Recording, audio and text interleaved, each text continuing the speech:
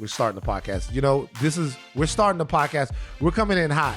We're coming in hot with the podcast. Yo, Thought Warriors. What is up? Higher Learning is on. It is I, Van Lathan Jr. And it's me, Rachel and Lindsay. Yeah, we have to talk about something that just happened here. Rachel acting like she's a passport expert, and then finding out that she's not, and not being able to admit that she got it wrong. Okay, first of all, just hearing you say that, it reminds me of my dad. And second, Whoa. I reminded you of my living role model? Me. What you said about me, that I can't say that I'm wrong. No, what you said about me reminds me. Do you think that the judge would go fishing with me? Absolutely. I'm telling you. You remember my dad is from the country. Yeah. So like my dad is all about the horseback riding, fishing, hunting. Oh, the judge. Anyway, tell him what you just did to me. Tell him why. So Van is, for some reason, randomly going through, because Van is all about the random things in life, is going through his passport book and starts noting that he's been to the same places over and over and over again, which he finds funny. I don't, you were laughing, nobody else was. Anyways, so he's noting all of this. I'm asking him about the places he travels. Then he starts saying, I'm about out of pages. Can I buy more pages for my book? Mm-hmm. To which I answer, no, you cannot. True. Then he asks a follow-up question, and he says, can I buy a bigger book with more pages? And then to which I said, no, you cannot. Right. And then Trudy came in, voice of reason, and said, actually, you can buy a passport with more pages. And Rachel was like, yeah, boom. I was like, boom, what? I asked two questions. I answered the first one right, is what I said. I asked two questions, and it was about passport book pages. Can you buy more pages? Which is, now that I think about it, a really stupid question. Because how are you going to put more pages into the passport book? I don't know. Okay, okay. And then I asked the second question, can I buy a book with bigger pages? I'm looking at this and I'm thinking, what if I traveled all the time? I wouldn't have enough pages in this book. Yeah. So can I buy more? Yours is full? Because it's 10 years. I actually think I have my passport. Let me see. Oddly enough, I'm talking about you. Oddly enough. You have your passport on you? Actually, no, I lie. Do you have stamps all over it? I do. Stamps all throughout. We used it twice this summer. That's right, because you went to South America and you went to Cancun. Last year we were in Aruba. Mm-hmm. South America, Aruba, Cancun, Aruba.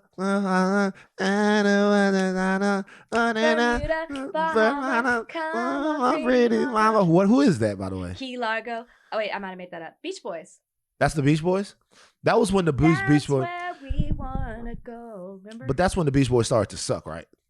Okay, that song does not though. Well, is that song okay? Because here's the thing: Beach Boy purists, because Brian Wilson of the Beach Boys is one of the finest minds in music that's ever lived. Like he is, the stuff that they were doing, like Pet Sounds and all of that stuff early on. That was really, really important music that they were doing. The Beach Boys were, but then later on, I guess when I first knew about the Beach Boys, I guess they went pop or something like that, and that's when we knew the Beach Boys, and so we got, I guess, the watered down Beach Boys is my understanding of that. This is a black dude from Baton Rouge's understanding of the Beach Boys, because I think that song that we're singing is that song called Kokomo. Kokomo, yeah. Yeah, that's the song. See, the Kokomo Beach Boys is actually frowned upon. Oh, this is news to me. It's such true. A popular song. It's a that very I thought we all song. Loved it. Let's see. It came out in 1988. So the Kokomo Beach Boys is actually supposedly frowned upon, whereas the Beach Boys from earlier on, that's actually supposed to be some of the best American music ever made, like Pet Sounds and stuff. Yeah. It's true. So did you know? I didn't realize that they had been going that long. 1961. Yeah, the Beach Boys. Beach Boys. See, I first came to know the Beach Boys because of Full House. You know, Uncle Jesse. He was in the Beach Boys. Always getting down with the Beach Boys. He was that's when the shit jumped the shark. When they put him in Hollywood. They put him in the Beach Boys, and that's kind of when people were like, this is not the same type of Beach Boys shit, but it was different. And this kind of makes it, when I think about this, I think about hip hop, right? Because the Beach Boys have been going since 1961. The Beach Boys had a phase where there was really serious cutting edge music. And then they had a phase where they were more commercial. A lot of artists had that. Stevie Wonder had that. All throughout the 70s, Stevie Wonder's making the best music ever made. Mm-hmm. And then by the time we first listened to Stevie Wonder, it's I Just Called to Say I Love You and Part-Time Lover and all of that stuff, right? I'm thinking, but I see Jay-Z, I see Nas. Who are we going to be listening to? Who are we going to be going to 10, 20 years from now when they're in their 60s and their 70s and they're still doing their things? But are they still going to be doing their things but with a twist? Like you're saying these other artists have? Like they changed a little bit from their roots to popularize themselves to what's going down? See, I don't think we've had that yet. Have we had that? Has anybody done that? Has anybody gone from being like a really important hip hop artist, right? Cutting edge of hip hop, really important, critically acclaimed music, and to like doing something kitschy. Somebody. Maybe Nelly with the music with the Florida Georgia Line band. Florida Georgia Line, yeah. Florida Georgia Line. Yeah. What's the name? Why is that the name of the band? Just because that's where they're from? The Florida Georgia Line. So. I'm not familiar with their music. I know you're looking at me truly asking for knowledge on Florida Georgia Line. I don't know. Are you anti-country music? You don't listen to it? No, I'm a huge 90s country music fan, actually. Yeah. I like country music. Okay, I dig it. But I like Garth. That's who I like. You ain't said but a word. I like Garth. Have you seen him in concert? No, Garth is one so of the amazing. best concerts I've ever been to. I'm a huge Garth Brooks fan. Truly fan. Huge. Did you see my Keith Urban interview? No, I didn't see it. With the toes? Since you say I can't do it, right? I can't watch your interviews because I keep waiting for something to happen, what happened to my guy. To who? You know who my guy is. No, I really am like, who are you talking about? My man, Soup Kitchen. Stop. Hey, I met a thought warrior out in the wild this weekend. Did you now? Who did you meet? Want to give a shout out to Stephen Curry, who is... Stephen Curry. Basketball player? Steph Curry? Stephen Curry. Okay. That's his name. I know. That's his name. And he wanted me to say, not wanted me to say, but he definitely wanted me to know he's a thought warrior. That's what he called himself. He said that? And swear. Wow. And actually he said thought listener. And I go, warrior? And right. he goes, yeah. And he's like, Van, that's my man. Tell him I said what's up. Yeah. So let me tell you something. That means more to me than all the things combined. I'm so glad I could bring that to you. It is. Man, Steph Curry is just living right. Steph Curry is just living right. So the only way I would lose faith in humanity is if Steph went left in some way. I know that's a lot of pressure for him. But Steph has the work ethic. Steph has a great marriage. That's not obviously nobody's perfect, but Steph is just trying. I hope the Warriors come back, man.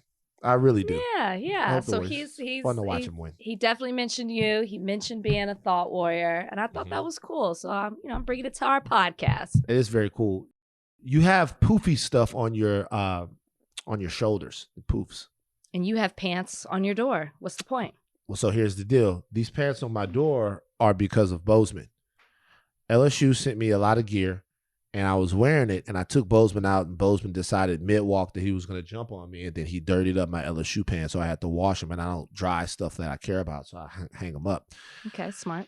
So the poofy shoulders right there, what do you call that style? I've always enjoyed that style. Really? When the shoulders are a little poofed like that. Is there a name for that? So you like a shoulder pad. These are not shoulder pads, but... Oh, that was the era. Right? Why 90s? did that era stop? It's coming back. Wasn't that more like the 80s, the shoulder pads? But think of Julia Roberts. Pretty Woman. Think about that. That was right on the cusp. Maybe that's 89, 90. Did she have shoulder pads in Pretty Woman? Yeah. When she changed, when she glowed up, she had shoulder pads. So yeah, the shoulder pads era was a good era. Are they? Dresses and shirts have shoulder pads now. Blazers have shoulder pads. It's back. It should have never left. I want to ask your opinion on something else, women's fashion. Can we talk about it? Sure. Give me a thumbs up or thumbs down on this. And I want all the women listening to give me a thumbs up or thumbs down on this. Kitten heels. You a fan or not? How old am I? You're 36? No, I'm at, it depends on the age. You depend on the age. Would you wear kitten heels now? I would never. That's a strong no for me, and for various reasons. I'm short. I'm short, and I height. My mom's tall. My sisters are tall. I'm trying to get every little bit of height that I can. I'm gonna wear the highest heels possible. Because I'm short, I need to elongate my legs. A kitten heel ain't gonna do that for me. Just go with flats. There should be no. It's just I like a kitten heel. I always have. It reminds me of my teachers in elementary school.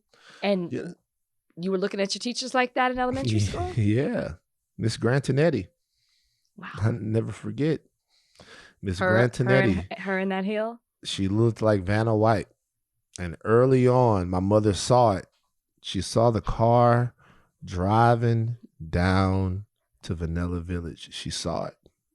And she grabbed the steering wheel and she steered me back over into Chocolate Land. She was like, "Oh, you think Miss Grantinetti is pretty, huh? It's pretty, huh?" My mother was like, "Go look at the TV. There's a Janet Jackson video on. Go and watch it. Don't move till you've watched a 3-hour block of Janet Jackson videos." And I fell in love with Janet. My mom saw it. She saw it. She saw it. She saw it happening. She's like, American beauty standards getting to my boy. He's looking at his first grade teacher. It's going crazy. No, pull him back. And she did it. She's so smart like that. I want to come back to the heels. Okay. Now, I think at the time that you were in elementary, a kitten heel might have been more acceptable. But now, no. It's now not maybe acceptable. there's an exception. Maybe if like you're... No. You're about to say something. And it was going to be problematic. You paused. Maybe if I was going to say what? I just know. Some people like a kitten heel. Like who? Like who likes a kitten heel? I usually see it in women who are a little bit older than me wear a kitten heel. Right. I think my mom wears a kitten heel. I'm pretty sure my mom wears a kitten heel. Let me tell you something right now.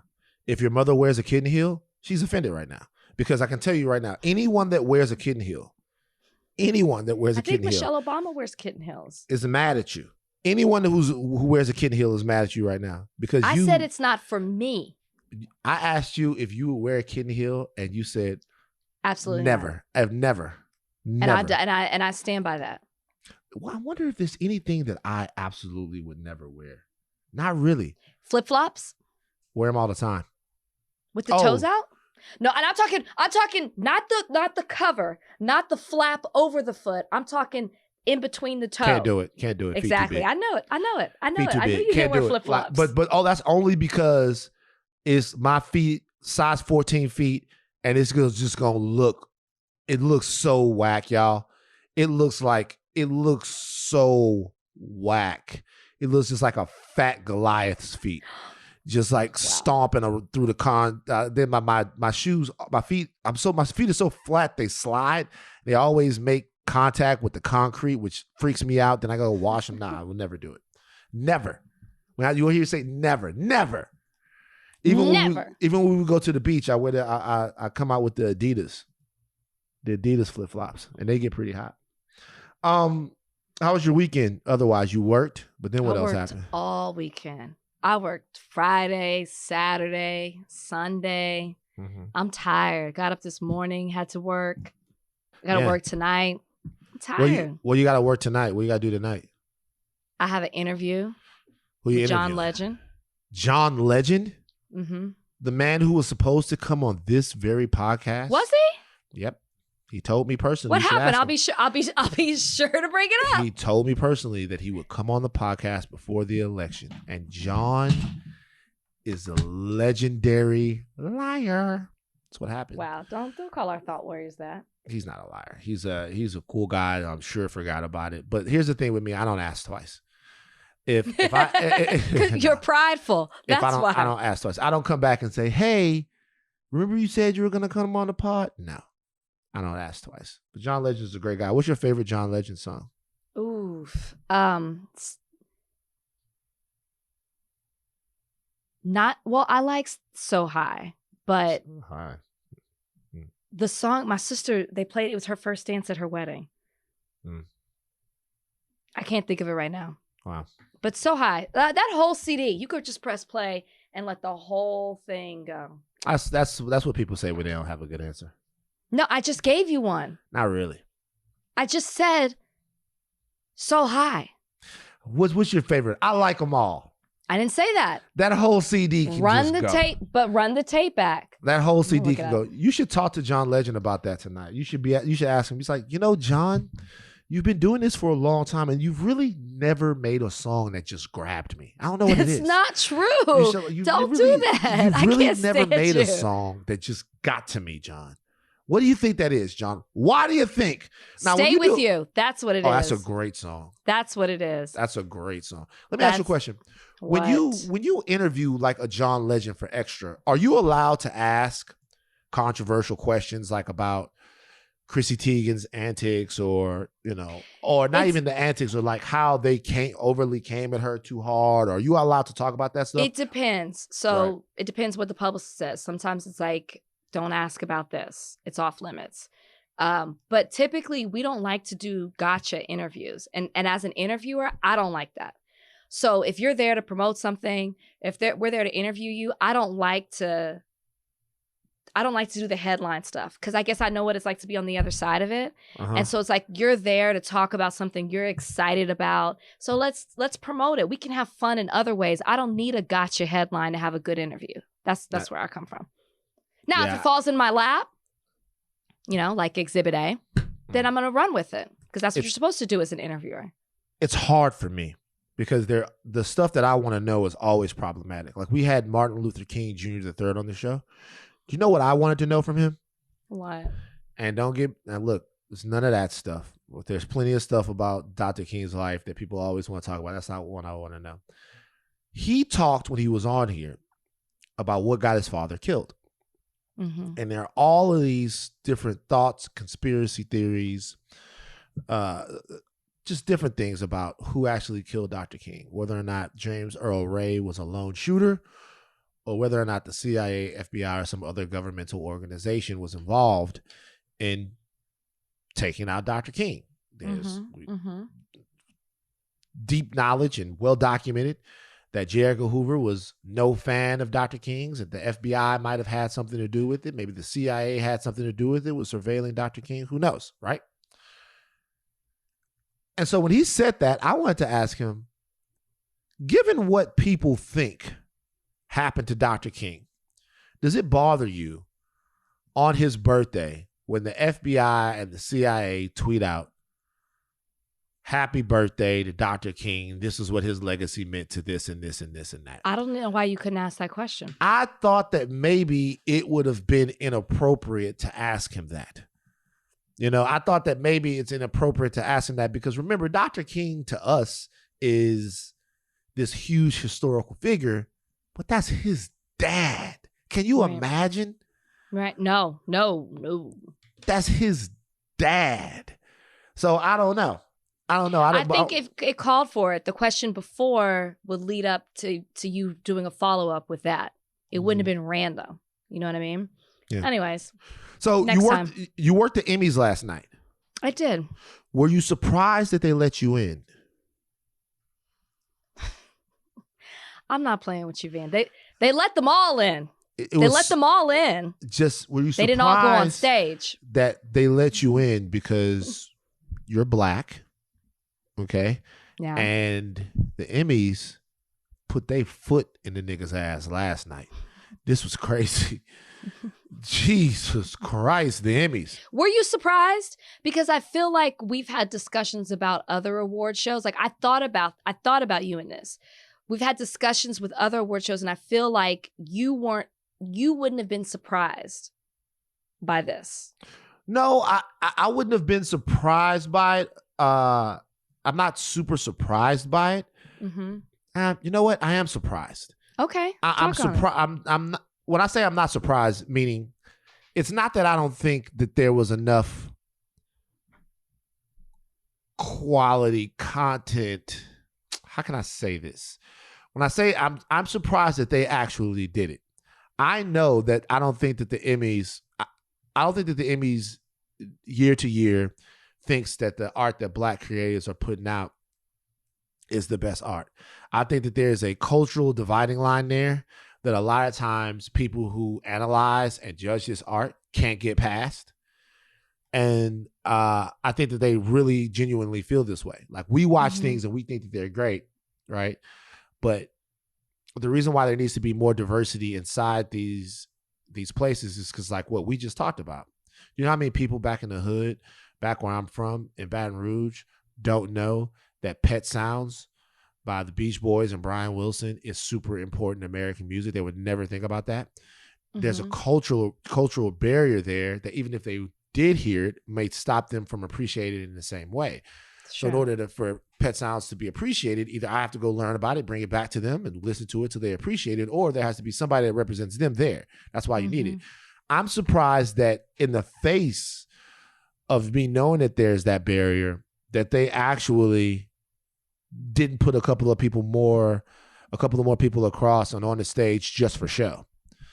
I think the more surprising thing is that they had the nuts to really vote their hearts and keep some people off the stage because they know that this is going to open them up to such criticism.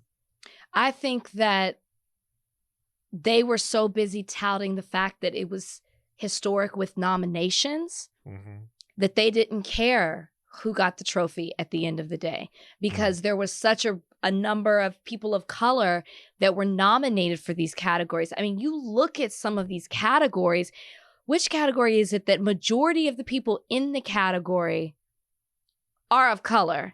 Right. And still, it is the outstanding lead actor in a drama series. You've got Regé-Jean Page, Billy Porter, Jonathan Majors, Sterling K. Brown. 4 out of the 6 nominated were of color. And it was Josh O'Connor, The Crown, won. Right. So I think it's more that's what they were looking at, not excusing it because it's ridiculous. Because I'll tell you, even being on the red carpet and doing interviews, it was really amazing because there were so many people of color. Like everybody we were talking to, I was so excited. When you're talking about fashion and you're talking about best dress, because of course that's a lot of what we do on Extra. I'm looking at all these beautiful Black people out here just killing it in fashion. And that's why, to me, I was talking to people like they already won. You should have heard me talking to MJ Rodriguez. I asked her where she was going to put a trophy. I said, like, how are you celebrating tonight? Because it was just, to me, it was just such a no-brainer. And so I think that's what was shocking. You're touting, you have Bowen Yang being an Asian American nominated in his category for SNL. That was a first. And nothing. So I think they just wanted us there. Ultimately, white actors swept all 12 lead and supporting races, comedy, drama, and the limited series categories. So here's the thing. I can't say that I'm mad about it. Okay. I can't say that I'm mad about it. Surprised, but not mad, because I don't think I put a lot of stock into it anymore. I don't think it bothers me that much anymore. And also, I'll say something else. Ted Lasso won a lot of awards last night. Did you think that they should have? Hell yeah. I gotta be real, man. No. Like, I gotta be real, man. Ted Lasso is fucking great and everybody is amazing. And I thought that they deserved it. Like, I want to see representation on that award stage as much as anyone. It's more than most. But, Ted Lasso, they won a lot. They didn't win all of them. I mean, they might have won everything they were nominated for. I'm not sure, but they won a lot. So Jason, yes. Hannah, yes. Brett, for outstanding supporting actor in a comedy series, I didn't get that win. That was the only one where I was like, don't understand that one.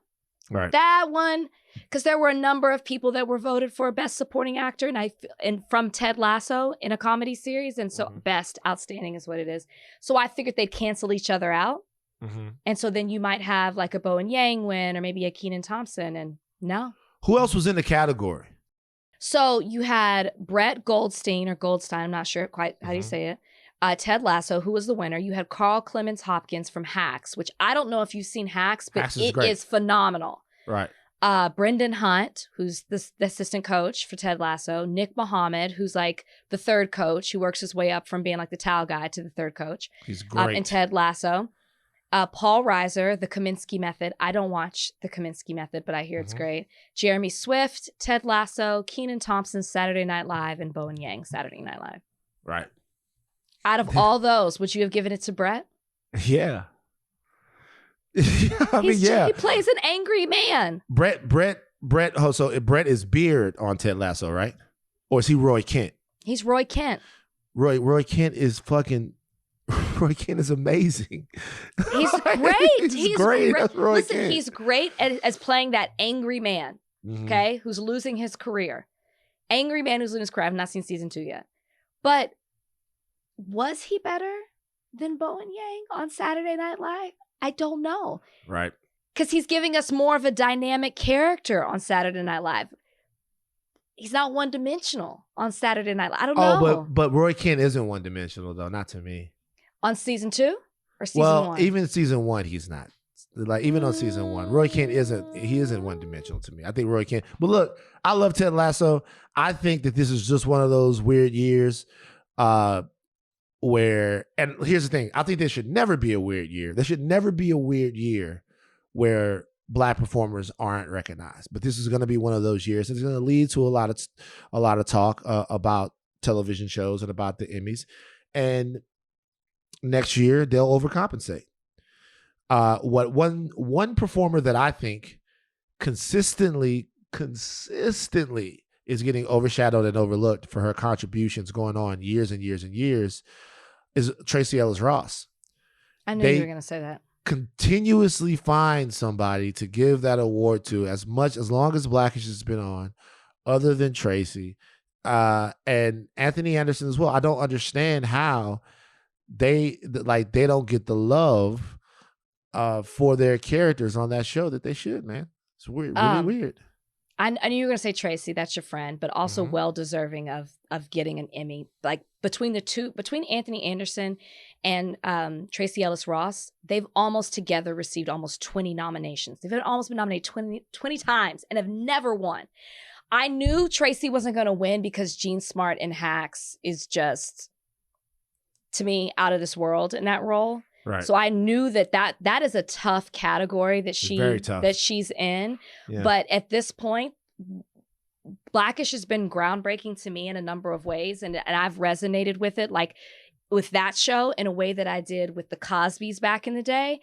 So to me, it just speaks to it just shows Black people in a different way that you don't normally see them, and I think that they're like taking away from the impact that has on the culture, and that's why that they should have won an Emmy at this point. Also, just to put a button on the Emmys, Michael K. Williams did not win, and I was really hoping that Michael K. Williams would be able to win for his role in Lovecraft Country. We got kind of knocked in our teeth a couple of times this year with that. I thought that we would be able to say goodbye to Chadwick Boseman at the Academy Awards by him winning Best Actor for Ma Rainey's Black Bottom, and I thought that we would be able to do the same for Michael K. Williams. And it gets to me because it's like Heath Ledger was awesome as the Joker, right? Super awesome, amazing acting as the Joker. But it was obvious that he was going to win that Academy Award because, you know, he had passed away and there was going to be a groundswell of that. And then he did win. And then I'm not sure if Michael K. Williams, if the voting was still going on at that time, I'm not sure because he died pretty close to the award ceremony. But with Chadwick, it's like, great job in the movie, fantastic job in the movie. And he passed away, he still doesn't win. So there's just some barriers there. That's a good point about the voting. And I wonder that too, because when we got our sheets, like our press kits and our sheets of who was walking the red carpet, the confirmed list of who was attending, they had Michael K. Williams on it.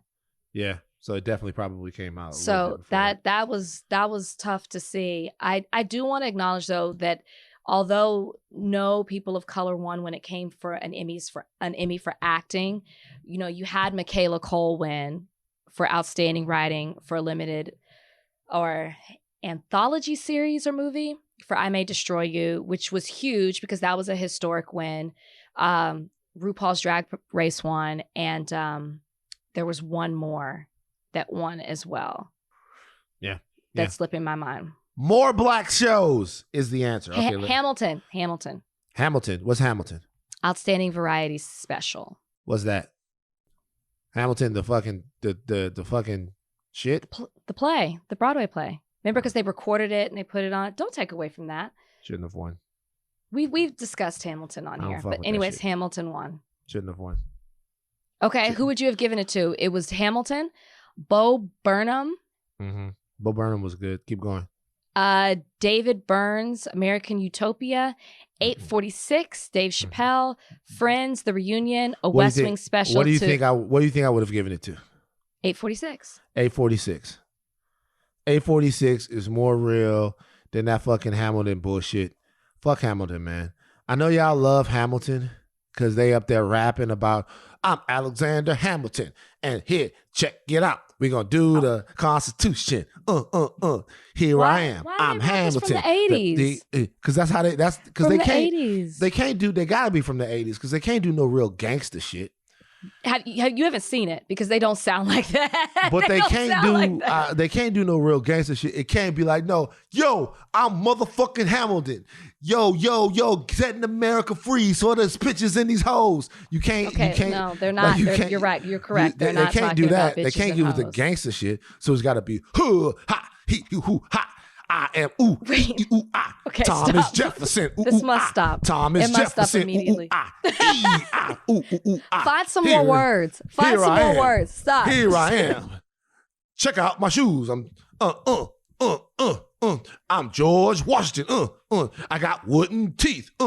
Trudy, a gift, please. A gift. A gift. Make a gift. Make a gift out of that, please.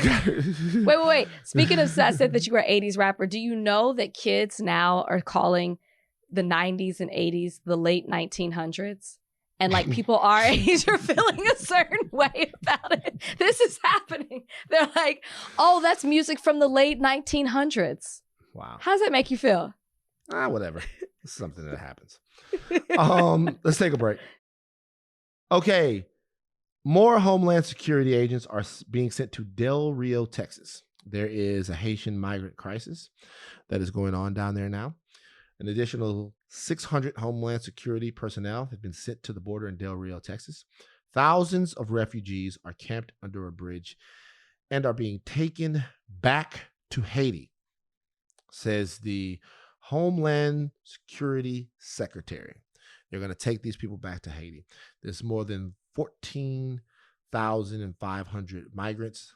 The vast majority of them are Haitian, are facing extremely high temperatures down there in Texas and poor conditions as they camp under a bridge. So obviously we know that there's trouble in Haiti. There's the double whammy down there in Haiti of the country just going through a pretty violent military coup, along with a devastating earthquake.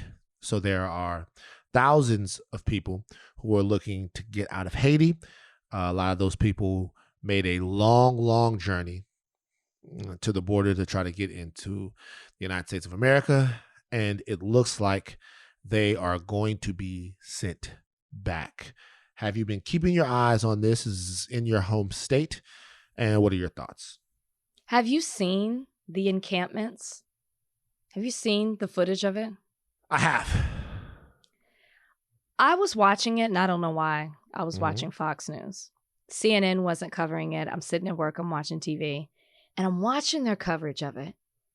And all I kept thinking was, fuck you, Fox News.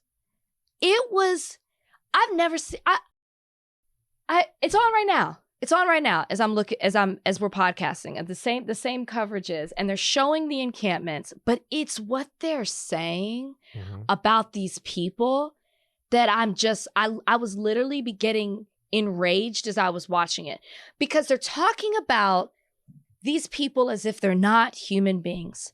They're talking about them as if they're animals that have come and crossed the border. And rather than realizing that these people are coming here, they're not coming just because they can come to the United States. They're coming out of pure desperation, trying to leave their home country because of the devastation or the danger that's there. And instead of Fox News focusing on how sad it is that these people are trying to escape their home country, they took it as an opportunity to blast not just the current administration. And I'm not saying that there might not be issues with the way that they're handling immigration, but they took it as the chance to just blast Biden and the administration, but then also to joke that none of those people have vaccination cards and none of those people, there's no COVID testing places for them to go get checked out as they've crossed over. And they were laughing about it. They thought that it was funny. And then they expressed sympathy for the Border Patrol and the authorities that have to be there rather than the families and the children who are encamped with sticks and sheets, taking baths in the river, trying to get whatever they can to try to find some refuge to feed themselves and get water. They're right. When I tell you the cameras are right there next to these people, they're right there. And you can see the sadness, you can see the suffering, and they're making fun of it. I couldn't get over how they were standing right next to them. And rather than maybe figuring out how we can help and resolve it, they took it as a chance to poke fun and to talk about the current administration. And I just kept thinking the lack of humanity of these people is absolutely disgusting. Fuck you, Fox News. Wow. So, I mean, my thing is, I don't think Fox News should really have an issue with what's going on at the border, because the reality is that the Biden administration is treating the people there not very much different than the Trump administration did. They never say it that way. They are using Title 42 to expel these people and send them back to Haiti. Of course, you guys know Title 42 lets the government, the United States government, expel somebody from coming across the border and deny their migrant status, deny their status based upon the fact that they might have a communicable disease. This was put into effect under President Trump's administration, and it was used, I guess, to stop the spread of COVID-19. Really, what it was used to do is stop people from coming into the United States of America. Title 42 is one of many things, if we're being quite honest about it, in regards to immigration, that the Biden administration has actually kept around. Now, they've obviously stopped the wall bullshit, but a lot of Donald Trump's policy regarding immigration, the Biden administration has chose to keep around, Mm-hmm. and Title 42 is one of those things. There are some people that are coming across that have been vaccinated and have vaccination cards, apparently. So Fox News is full of bullshit, and obviously we could be vaccinating people as they came across looking for asylum, but we don't want to do that. We want to send them back. And the immigration discussion itself is a bear trap, a quagmire, or whatever. Depends on how you look at it. I'll tell you the way I look at it. I think Haitians that want to come to America should be able to stay here. I'll tell you why. Agreed. I think after the Haitian Revolution, Haiti was really bankrupt and made poor, and it was because of a lot of reasons, but one reason is because Haiti was made to pay reparations for fighting tooth and nail for their freedom. Mm-hmm. And they weren't really brought into the world community until they were able to pay those reparations, in large part, or at least in some portion of France. And so the expansion of Haiti and the growth of Haiti as a country has been impeded a lot by Western power. And colonialism and imperialism have impacted this island and have led to a lot of the instability on the island. And so when that instability, when those cracks become canyons, I think the humane thing to do, we're talking about 12,000 people, 14,000 people, whatever, would be to let them in America and provide them some way to live a better life. I don't believe in these ironclad closed borders. I do believe that we need to have some sort of policy in place to make sure that our borders are secure, meaning that not just anybody can come over carrying anything, because that makes us susceptible to terror attacks. It makes us susceptible to the drug trade. But I think secure borders and closed borders are two different things. Secure borders just means we know who's coming in as much as we can. Closed borders means nobody can come in. And to be honest with you, I don't think the U.S. has the moral authority to tell people that they can't participate in the economy. I think that the economy has spread its tentacles all over the world and has used and exploited people all over the world. So in many ways, the humane thing for the United States to do in return for its overrepresentation in geopolitical and geoeconomic world affairs is to let people come pay attention, be a part of the economy that they're being exploited for, and at least try to enrich themselves in some way off of it. So I don't know. I'll look at this situation. I just look at it as it's rich to me. But it's also, to be honest with you, Fox News missed an opportunity, and everybody misses an opportunity because we're playing a political game. Biden is the real narrative from Fox News should be that Biden is not handling this that much different than President Trump did. That should be the real narrative. But they're never going to say that. It's as if it stopped when Trump's presidency ended, and it began with Biden. They don't look at it that way. But you're right. Yeah. My heart goes out to it. I just hate to see people in that position. I saw two babies that were left at the border and left with a note that said that they were siblings. And you would think that a parent or somebody left them out there in hopes that those kids would be brought into the United States and maybe have a shot at a better life. Now, I should say that while the majority of the people are being sent back, there are some people that are making it through, and I'm not sure what the difference is. I'll have more information about it. There's some kind of thing where within Title 42 where children or families can come over. Yeah. Okay. The LA Clippers are a part of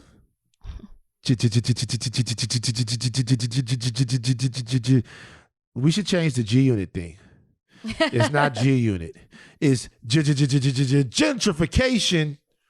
I just want to touch on this. We don't have to get deep into this. This is just interesting, just so people know what we do for our own entertainment. The LA Clippers are building a brand new facility to play at, an arena down in Inglewood. They're building it down there in Inglewood. And you know what they're doing? They're fucking over black people. Black and brown. Black and brown people. What do they do when they want to build a new stadium so that motherfuckers can run up and down in shorts? They're fucking over black people. There are a lot of people down there in Inglewood, and you might think, hey, it's going to bring a lot of jobs and revitalization to the Inglewood area. And guess what? You're right.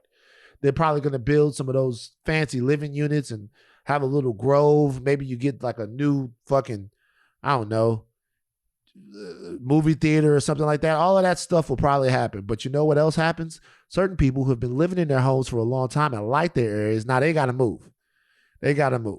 This story is very deep and it's very layered. But the Clippers are essentially being quiet, very, very mum on the fact that a lot of black and brown people are being displaced. Now, Rachel, I ask you, does the economic revitalization of an area make up for the fact that some people, real people, might be forced out of their homes for this? Well, who are you revitalizing it for? That's what becomes the question. Because if you have to push a certain type of person out because you're rebuilding a community, but then you bring in a whole new set of people, then what are you really doing? You're making the community better by better, and I use that with quotations, by pushing not for the people who live there, for the new people who you expect to bring in, because you're bringing in new business and new buildings and commercial and residential spaces and all of that. But it got me thinking, because this is happening with the Clippers in Inglewood. But if you're in the LA area, you're a sports fan, then you know that this already happened with SoFi Stadium, which is huge if you've been there. And I don't even know what it looked like, because I'm new to LA. I don't even know what it looked like before they started building there, right there. And like, I think there was a percentage that's like 51% of the people who live in Inglewood are Black and brown. And you already are hearing stories of anticipation of the fact that SoFi Stadium is there, and the fact that they're building the new Clipper Stadium there, that rents are doubling. Yeah, the rents. It's not even all the doubling. Homeowners. People are their rents is going up. Imagine your rent. That should be illegal. Imagine this: 2-bedroom Inglewood apartment going from $1,100 a month to $2,700 a month. That's robbery. That's those people should nuts. Those people should go to jail. It like $1,100 a month and $2,700 a month. That's not a different price range. That's a different life for your rent to go up. It's illegal. $1,600. That's nuts. It's criminal. I don't understand how. Like, I understand what eminent domain is, but the fact that you are doing this to people, pushing people out with nowhere to go. No, they say most of the people who live there that are like in their 50s, I think, that own homes or who are, I might be getting that statistic wrong, but these people have been here for decades and decades, and you're being pushed out for an arena. You're being pushed out for a stadium. And what it got me thinking is, has it ever happened where you've seen the people who are benefiting from the stadium or arena speak out on behalf of the residents that are getting displaced? No. Has that ever happened? Because I would love to hear from a Kawhi who's from here, right? Is he not? From the IE. What's that? So. What's the IE? When they say that Kawhi. San Diego? Nah. When they say that Kawhi and Paul George are from LA, they're kind of from LA. Shout out to everybody in the Inland Empire, by the way. But the Kawhi's from Riverside or something like that. Okay, well, close enough. Well, is it though? Is it close enough that you would care about this? But like, okay, Kawhi's from Riverside, and then fucking Paul George is from Palmdale. But does it have to be your community for you to care to see your people getting at a disadvantage just so people can come watch you play? Like you know what I mean? Like every week? Millions and millions of dollars. You got to drive through these communities to get to your arena. You're not oblivious to what's happening. And it would be amazing if there was some sort of fund, some sort of, if you're going to tear down where these people live, build something next door. You're already in the business of building. I wouldn't even be shocked if these people are investing in some of these buildings that are starting to go up in Inglewood. Wow. I wouldn't. Whether it's the athletes, whether it's a GM, somebody affiliated who knows what's happening to this community as they're quote turning it around for the better. Something should be done, because these people, this is the only home that they have ever known, and they are getting pushed out under eminent domain, which is just gentrification, which never benefits the people of that community, even though that's the lie that they continue to keep telling us. They'll never see it. Never see the benefits. Yeah, it's tough. It's tough. It's tough for the people. You know what? There are two things that I want to cover. I want to cover this deeper. I want to talk to one of the residents and talk to somebody that's actually been impacted by this and get them on the podcast. You guys make this. I also want to talk about another story that we're not covering that is a big deal. The gangs inside of the LA Sheriff's Department. I want to talk about this. I watched some amazing things on gangs inside of the LA Sheriff's Department, all the different gangs, and how these Sheriff's Department guys are really, in a lot of ways, low-life gang members that are getting it popping to a degree. All right, there's been a lot of good stuff on this, but I want to try to, Thought Warriors, put this on the street. Put it on the street, Thought Warriors. Put it on the street. If there's anybody out there who is like, I want to put a face to this issue. I know some people spoke to the LA Times about it, but if there's anyone out there that's being displaced because of what's going on with the Clipper Stadium, I want to really discuss it. I want to talk to them, because these are real black people. These are real black and brown people that are going. And by the way, that number seems low. 51% of, so you mean to tell me 49% of Inglewood is white? I've never seen white Inglewood. He wants to use A white or Asian American. I can see there be who some Asian account Americans. for an estimated 52 and 41%. And yeah, so that's what I'm saying. Let me get it right. Excuse me. So the way that this is written, it says Right. benefit Blacks and Latinos who account for. So that means Blacks account for 52% and Latinos count for 51%. Added up together, they count for 93% of Inglewood. That's what I was about to say. 7%. My fault. Thank you for correcting me on that. That's ridiculous. I'm over here thinking insecure in my head. Well, I would. Remember when the Starbucks comes? Yeah. And they're like, oh, I live in Iwood. Nah, man. It's really Iwood now. It's black really and Iwood brown now. as fucking hell. Do we want to talk about what's going on in these Twitter streets with one Miss Karen Civil and Joyner Lucas and Jesse Wu? I think do people you know have about to. this? I think we do. Okay, so look, here's the situation. There's something that's been happening on the old Twitter sphere, and it was a big cultural thing. It spawned the biggest Clubhouse room in the history of Clubhouse this Oh, weekend. really? It's the biggest Clubhouse room ever. Were you in it? Okay. I was in the room. I was on the stage. So this is what happened. Comedian, singer, host Jesse Wu is in a back and forth legal battle with a woman named Karen Civil. Karen Civil is a branding expert, marketer. She's got her hands in everything. She's got her hands in hip hop. She is an expert sort of brand placement person. Wow. What? Twice you called her an expert. Well, that's what she does. An expert at what? Continue the story. At marketing stuff. I'll give you an example of some stuff that Karen Civil did. She worked extensively with Lil Wayne back in the day. Mm-hmm. So when Lil Wayne was in jail and in Rikers Island, and there was that thing where you could write to Lil Wayne and then he would get the thing and write you back. Karen was the mastermind behind that. Okay. Karen did a lot of stuff. That was a long time ago. Yeah, but she's done a lot of stuff. Like, she's very well respected. But she's not without the story, because you keep using these words that are totally off from what the story is about. Well, you won't let me introduce her. Because she's an expert. She's well respected. Tell the story. Can I ask you a question? What did I say about Jesse Wu? You said comedian, singer, Right. So here's the thing. It's easier to explain who Jesse Wu is than it is to explain who Karen is and why it matters. Okay. Go ahead. So Jesse and Karen have a back and forth where Karen had actually sued Jesse. She had sued her, and the case got thrown out. So it was for defamation. For defamation, and so the case got thrown out. I don't know the ins and outs of what was going on between Jesse and Karen. It seems to be very convoluted, but it's beside the point. Because what happens was, once that got through out, Joyner Lucas, a rap artist, got ridiculously dope rap artist, super dope. There's a lot of stuff out there that I really like. I really fuck with what Joyner Lucas has been doing with his career.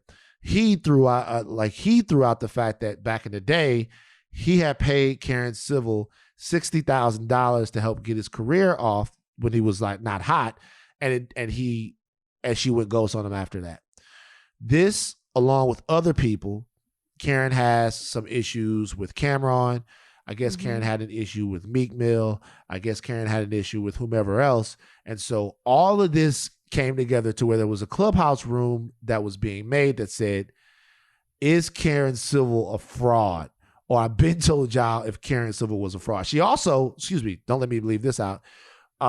Jason Lee from Hollywood Unlocked. Right. Unbelievably successful hip hop blog, right? Unbelievably successful hip hop and gossip blog. Jason Lee, huge for you guys that don't know Jason Lee. Apparently, he had gotten into it with Karen back in the day because he put something up on her up on Hollywood Unlocked about her. She asked him to take it down. And then when he wouldn't take it down, she then hired a hacker to hack his page and get his page taken down. This is something that she admitted to on the Clubhouse. So on this Clubhouse, it was Joyner Lucas talking to Karen, Jason Lee talking to Karen talking back, Whack 100 was involved, and the entire Saturday that everyone was watching, doing stuff, it was all of this stuff going down. How much of it do you know about? What do you think about it? Well, let me ask you this. Who started the Clubhouse? The Clubhouse was started by a lady named Kitten. And Keita does this thing on Clubhouse. It's called the Crenshaw District, if I think that I'm right. And by the way, they really have a good a good Clubhouse group going. They talk about all kinds of things, a lot of things that have to do with, LA, some street politics stuff, some entertainment stuff. It really is dope what they do over there, right? And I think I got it right. And she actually had a problem with Karen too, because apparently back in the day, she worked with Big U, and she was around when Nips first got it popping. And I forgot to mention that Karen was part of Nipsey's movement when Nipsey was first getting popping. She's done a lot for a lot of hip hop artists, and that's why Joyner Lucas would go to her to try to get her help in getting him on marketing wise and getting him placed in the blogs and all of that stuff. Anyway, so she started the room because I guess she had a problem with Karen Civil as well. And then Karen Civil ended up coming into the room. Okay. So did she, and so as I wasn't in the Clubhouse, you were, and you also let us know you were on the stage, of course. So did Karen address the rumors or the allegations, I should say, that Lucas Joyner was making? Lucas Joyner or Joyner Lucas. Joyner Lucas. Joyner Lucas. Do you know in my head I said it the other way first? I was like, no, it's Lucas Joyner. She did. What she said is that she didn't steal any of his money. She says that she tried to make good on it. She took the money that he gave her, and then she went and got radio people. She went and got people to do this. She went and got people to do that. She went and got all of these people. She got them together and did her best to try to get him popping. And that she in no way tried to steal money from him. What Joyner Lucas is saying is, Karen took the bread. Then when I was trying to get to Karen, I couldn't get to her. Like, I couldn't get to her. She wouldn't answer the phone. She was telling me she was on vacation, and I never got anything for my $60,000. And then I got popping on my own. It's been 7 years. Karen then called Charlamagne to try to get Joyner Lucas's number. Charlamagne called Joyner Lucas to try to get the number. Joyner Lucas said, if she ain't got my $60,000, then there's really nothing to talk about. And he's right. I gotta say, I believe Joyner Lucas. Apologies for mixing that up the first time. I believe Joyner Lucas, because to me, Joyner Lucas doesn't have a reason to lie. And apparently this happened 7 years ago. Yeah. And this is the first time he's ever said anything. And if you listen to what he says, he's like, my back was against the wall. We were desperate. Somebody vouched for her. I believed it. I gave her the last bit I had. I had a kid on the way. He's like, I was desperate. And then the moment, and she seemed to be in contact with him until he paid her, and then she was out. To me, Karen's the one who's in a position of with her back against the wall where she's got to defend herself, her name, her reputation, because she's in a battle with Jesse. She's now, then Joyner Lucas comes out, and then Cameron years ago told her to stop lying and stealing. And nobody believed him then. So it's not to take away. I know I was saying, okay, you're calling her expert. It's not to say that Karen hasn't done things in the past, but it also seems like her past is filled with some shady stuff. And will I ever know the truth? No. Well, it depends is Joyner Lucas going to decide to sue her for the money? He never did take her to court, as far as we know, when it comes to that. He never said that. Seems like he moved on, and thankfully he's been successful in his own right, and he was able to do that without her. But you can't deny that where there's smoke, there's fire. And it really sounds like there's some shady things when it comes to her business. Maybe she wasn't always that way. Not to take away from her being a smart businesswoman, but it does seem that she's a little shady with her money when these stories are continuing to come out. I don't think everybody's just jumping on a Karen Civil bandwagon here. I think that there is some truth into this. Now, that's your friend. What do you think? I've done a lot of business with Karen. Karen has always been super number one supportive of me. Like, Karen, just to be real with you, Karen's the type, I'm about to do a podcast. Karen didn't ask for nothing for the podcast. Nothing. Sent me all kinds of Beats by Dre equipment to do the podcast with. My very first podcast. It's like, I'm at TMZ. It's like, I need access to this person. Hit up Karen. Karen got you. Whatever. All I'm saying is I'm not in any of those rooms with I can't say what happened between Karen and Joyner Lucas. I can't say what happened between Karen and Jesse Wu. I don't know what happened. Karen and Cameron, whatever. But I do know, though, that if we keeping it all the way gangster, it is a bunch of people who have done business with Karen Civil and would say nothing other than the fact that it was straight up and that she is a friend, that she is good on her word. That don't mean that those people don't have legitimate gripes. I don't know what they got. I hope everybody is okay. I don't know what they got. I do know that Joyner Lucas today now apparently is not just mad at Karen Civil. He is now mad at Steve Stout and United Masters. And that he's on his page right now blasting them and doing all of that. So I guess he's just going to war with the whole world. And I hear through the grapevine that Joyner Lucas is dropping pretty soon. So if he is dropping and if there's a song coming out. You are so biased. How am I biased? You literally, y'all. How am I biased? Put up a poll, is Van biased or not? No, but you know what? I know that she's your friend and I go hard for mine too. But you know what the crazy thing is? I'm not biased, but you tried to paint me as biased from the beginning of this when I was trying to describe who Karen was. Yes, I did. And now I'm listening to you again. You're like, no. What I'm saying tell you is he does have an album dropping. So this and you named one other person that he put on blast, and you said he's going on blast with the whole world. No, what I'm saying is, but that's today. So and you said it seems like he's going on blast with the whole world. So here's the thing. Last week, Joyner Lucas was quiet about his issues with Karen Civil. Jessie Woo comes out, she's got issues with Karen Civil. Now Joyner Lucas comes out and has all of these issues. I'm not saying that those issues aren't real. I'm not saying that they're not real. You're insinuating it. There is an implication here that there could be an ulterior motive to why he's speaking out. So if Joyner, so my thing is Joyner Lucas does everything that he does with Karen, then he says, but Karen Civil is just a small fry. Let me tell you who else I got problems with. And if he does all that and then he drops this week, that doesn't make sense to say? I mean, yeah, sure, you can imply that. But what I also think, but another way I look at it too is, and again, like I don't know anybody. I'm just going off what I'm reading. And what I also definitely said was neither one of us know because we weren't in the rooms. We have no idea. You know, like have you not lent, but did you give $60,000 to her to flip? I don't know. To be honest with you, that seems pretty cut and dry. He feels like he gave her $60,000 and didn't get his return on it. That's between them. I have no clue what the deal is. But what I will say, something he said when he said the reason he never said anything before, which I did find a little compelling, is that he said he was afraid. As you just pointed out, she's extremely connected. You know, you call her up. I need this person on my podcast. Hey, like she gave you equipment. She is very connected in circles. I don't know her personally, but I definitely know who she is. You know, like she's out here.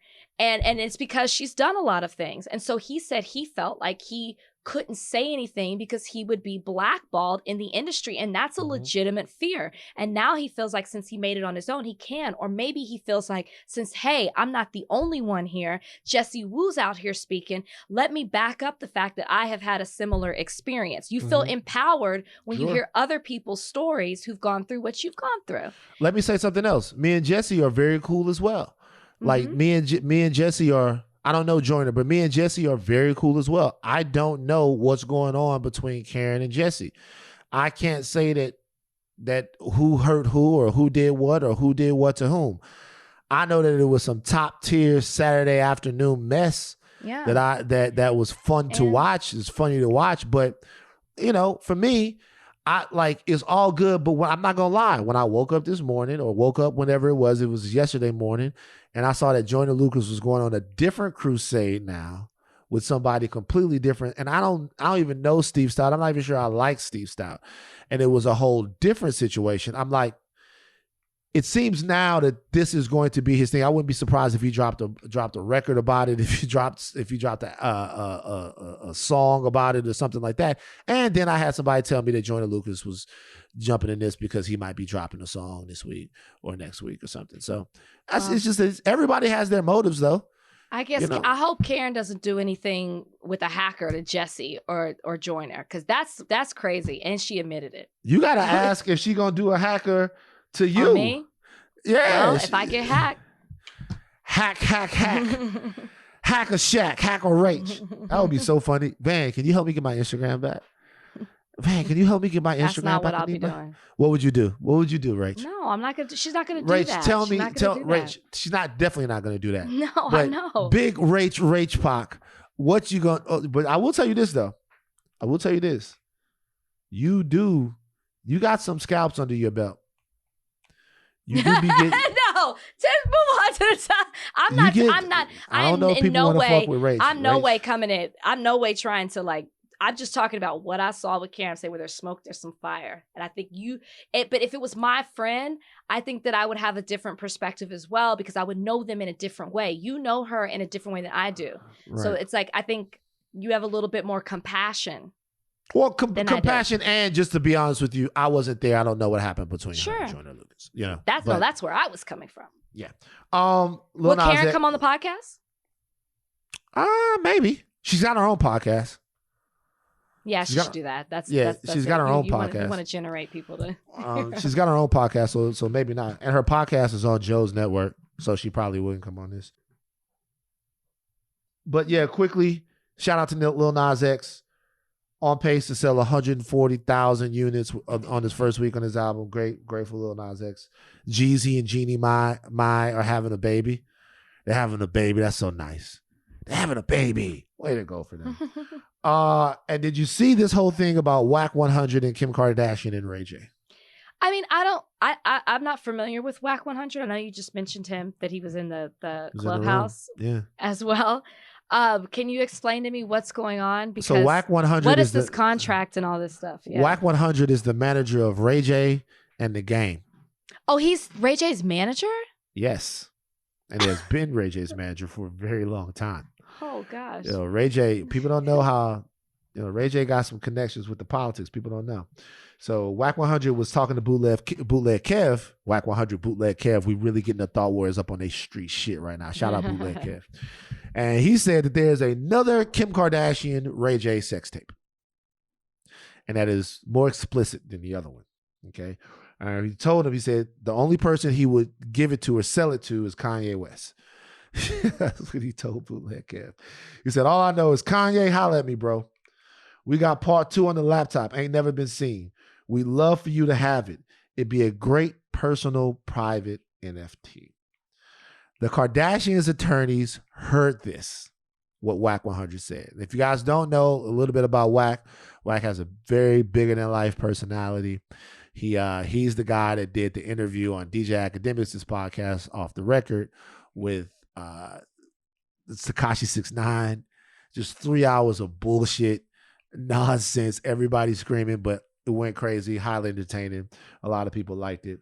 But the Kardashians' attorneys heard this, and they said, the claim that there is an unreleased sex tape is unequivocally false.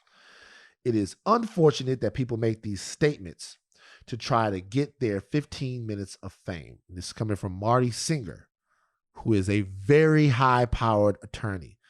Some would say that Marty Singer is part attorney and part fixer. So Marty Singer, Marty Singer means what he says. Ray J, who of course is in the Kim Kardashian sex tape, Kim Kardashian superstar, went to Instagram and said, this ain't cool. I've been staying off the radar. Radar spelled RAYDAR. Just staying focused and being humble and thankful for all the blessings I'm receiving. How can I show great growth and maturity if this kind of stuff keeps happening? I'm a father now, and my job is to be a parent, put them first. This is not the message I want to send out. All right. Whack, though, is doubling down. Whack says he's going to, hold on. Whack says, a message to Kim Kardashian attorneys. Ask your client about Santa Barbara and the signed deliverables for tape 1, 2, and 3. Ray J can't control what I now control. If I hear 15 minutes of fame again, I'll be forced to display the signed contracts. But what are the signed contracts? Try me. So these are the signed contracts. I'm sure people know this. In order for a sex tape to come out on Vivid, and the way that Kim Kardashian's sex tape came out on Vivid, both parties have to agree to the release of the sex tape. Both parties. So I can't just So there's no such thing as a leaked sex tape. Sure there is. But that sex tape. But then you get it taken down or sued or whatever. So at TMZ, there was a vault of sex tapes. Jeez. A vault of them. When I say a vault, there were sex tapes from all kinds of people. Because what would happen is, and I've seen a lot of them. So what would happen, I've seen all of them. So what would happen is people would make a sex tape, or they would have a sex tape. Let's say you dated a celebrity, or a celebrity dated you. You tape yourself having sex with the celebrity. They then send it to TMZ going, I have this sex tape of this person. The story that TMZ can do, or any place like TMZ, is not about the sex tape itself. They can't show the sex tape. So people think that TMZ leaks your sex tape. They never do. They can't leak your sex tape. What TMZ does is a story saying that someone is trying to sell your sex tape.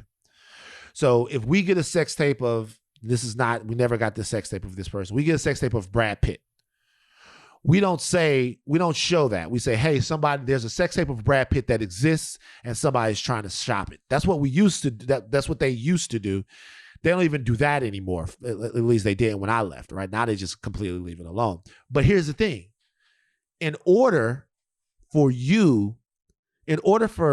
TMZ to verify that story is true, they have to see the sex tape. And that means that you have to send them the sex tape. So they're not going to put up that there's a sex tape and somebody's trying to sell it unless they know that that's true. So in order for them to know that that's true, you have to send it to them and they have to be able to look at it, right? Mm-hmm. And so when they look at it, they then say, okay, this is the sex tape. This is the person. We can definitely see that it's them. And this person's trying to sell this sex tape or is interested in selling this sex tape. And then they run the story or whatever. Now, as far as other sex tapes, if you've seen like an edited scene of a sex tape or stills from a sex tape or anything like that, that's because there was a deal made and Vivid or whomever else, Vivid, which is an adult movie company, Vivid or whomever else has now obtained the rights to the tape and is now doing publicity on the tape and using TMZ as their publicity arm to get word of the tape out. So when he says he has signed contracts, I'm not saying that he has those. I don't know if he has them or not. But in order for the Kim Kardashian sex tape to come out, everybody had to sign off on it. And that's just the reality. And that tape came out. Well, the first tape came out. So the first tape came out. So they signed off on it. Kim's people had to. Mm. It went to Vivid. It was on Vivid. They had to. Now, I don't know if there's some way to compel them to do it. So legally, I'm not sure if there's some way to compel them to do it. I don't know if they did it under duress. I don't know if somebody goes to them and say, hey, when I say this, I don't mean that she was hunky-dory to put her sex tape out. I don't mean that. I have no clue. I don't know if they go, hey, just let you know, if you don't sign this for this to come out, we just gonna put it out anyway, and now you get no bread.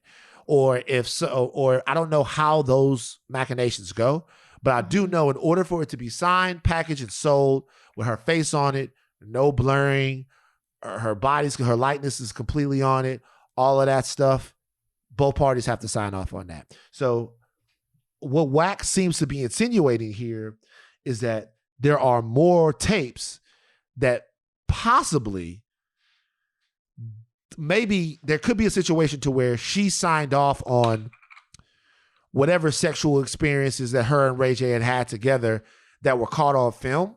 Mm-hmm. And she had given them permission to put them out. And maybe at some point, Kim Kardashian becomes such a big star that she doesn't want to do this anymore, or they sue them to stop the rest of this stuff to coming out. Wax seems to be insinuating that there's more stuff that she has already signed and given permission to be released. Wow. And that why would he want to do this right now? It's like, I mean, I have no clue. It's like she's moved on. She's got a family. Ray J said it. What I did note in Ray J's statement, he did not deny it. He just said, I moved on. I'm trying to be a father. I don't want this in my life. He didn't say it's not a real thing. I did note that in a statement. But like, come on, man. Like, whack 100, living up to the name. Like, it's just nobody wants that. That's not cool. I can't say what's real and what's not. I can say that at this point, the Kardashian empire is just through the roof. It's just like ridiculously important, right? It's ridiculously important. It's ridiculously rich.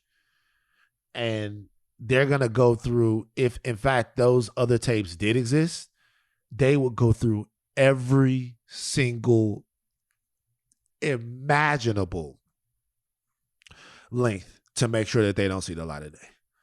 Everything that they could possibly do to make sure that they don't come out. And at this point right now, like Ray J said, it would be embarrassing to Ray J too. Mm-hmm. Now, Ray J and Wack have been friends for a very, very long time. Like since Ray J was like a kid, from what I understand. So, who knows? But yeah, man. It's like it's a lot of shit was happening in these internet streets in the last couple of days. A lot of shit. That's too much. A lot. Look, look at you. You're such a good person. Your skin's crawling right now. You hate the fuck shit. Well, because I just think especially Kim's kid, the oldest, is old enough to like pick up a computer and Google this stuff. And it's like, they've moved on. They've gotten married, divorced. And then you tried to sell it. And then also, let's not forget, he tried to sell it to Kanye first, as if Kanye was in the tape.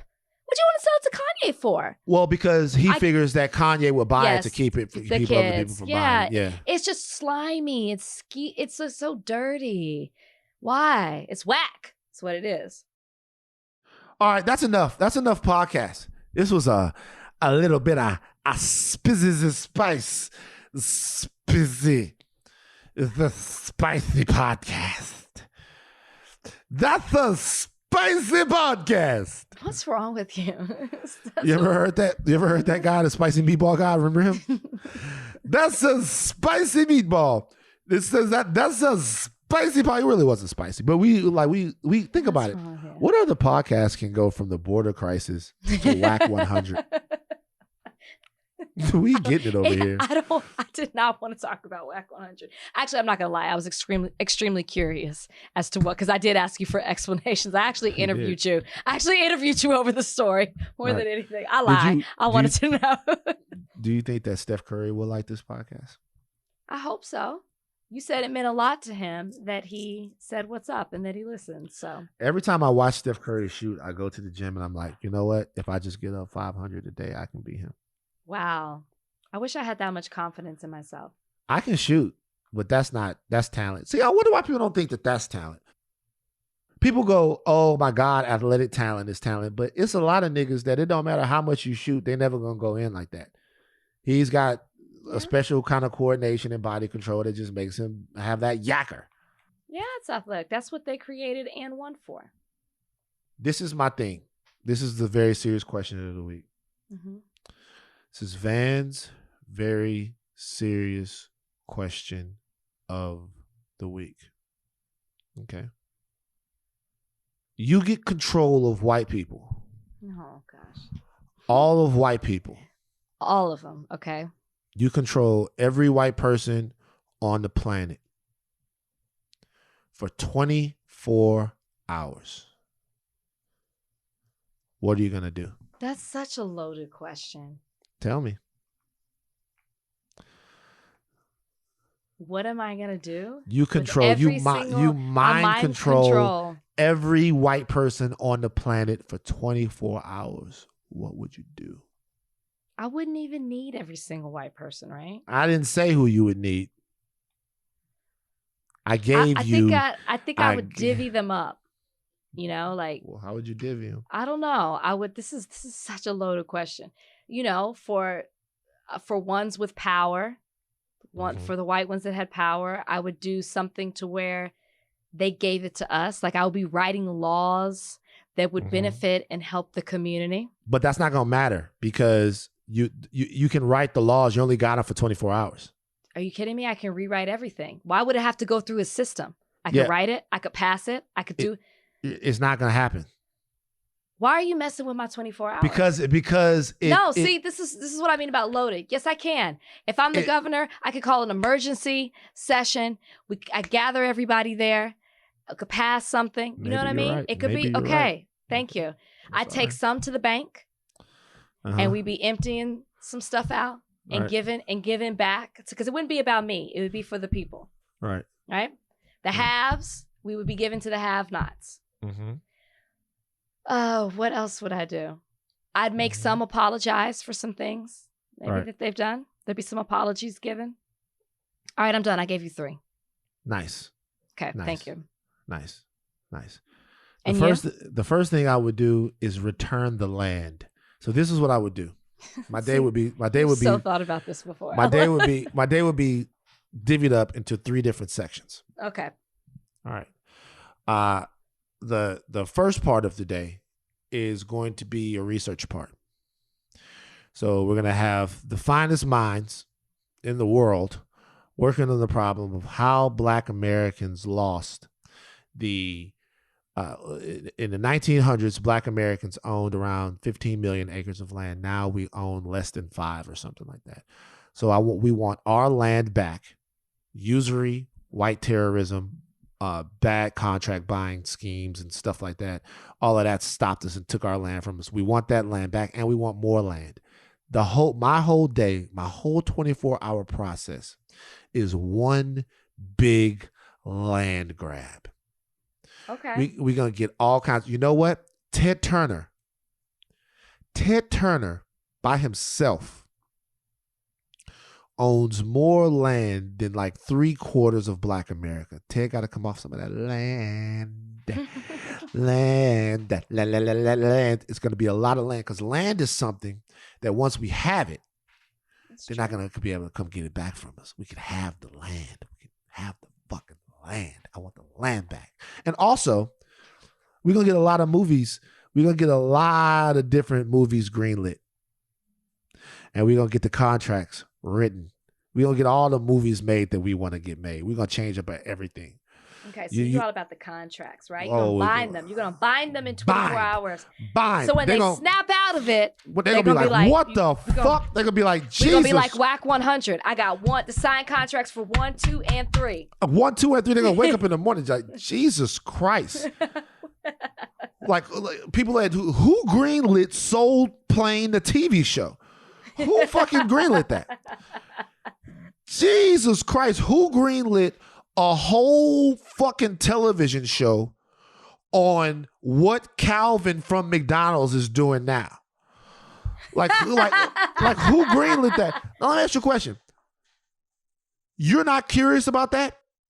You're not curious about what Calvin from McDonald's is doing now? They never updated us on what happened to Calvin. Calvin got a job at McDonald's. Think about how fucked up things were, that Calvin got a job at McDonald's and the whole fucking neighborhood celebrated. That's how fucked up it is out article there. About what happened to Calvin? Yeah. What is he doing now? This is like 7 years ago. I want to know. What happened to Calvin? Most of us who were 90s teens remember Calvin. We watched him grow over a few years as he progressed from a young kid looking forward to his new job at McDonald's to ultimately working his way up to manager. Does Calvin own the McDonald's? Does Calvin own several McDonald's? Did Calvin make an offshoot of McDonald's called McDowell's or McCalvin's? Did Calvin steal the Calvin steal the shit? Did Calvin fuck the McDonald's off? Did Calvin get a little feely with the fucking register? Did Calvin embarrass us? Or did Calvin, that's the kind of shit that if we were in control, those are the kind of questions. Of course, with other things, we probably help fix Africa, all of that stuff. But those are the kind of questions that white people just forget about. They put out the whole Calvin thing, and then they make us get involved and investing in the Calvin, and then all of a sudden it's just gone. That's the shit. That's the shit I would be doing with my 24 I'm trying to find it. He's nowhere to be found. I just want to nowhere to be found. He's in my 24 hours. I would definitively find what the fuck happened to Calvin. As a matter of fact, I want to talk to Thought Warriors. This is your task. Put your tentacles out. Put your feelers out. I want to talk to the actor who played Calvin. Where is he at? Where is he? Like, where is he at? What is he doing? The actor who played Calvin. Is Calvin okay?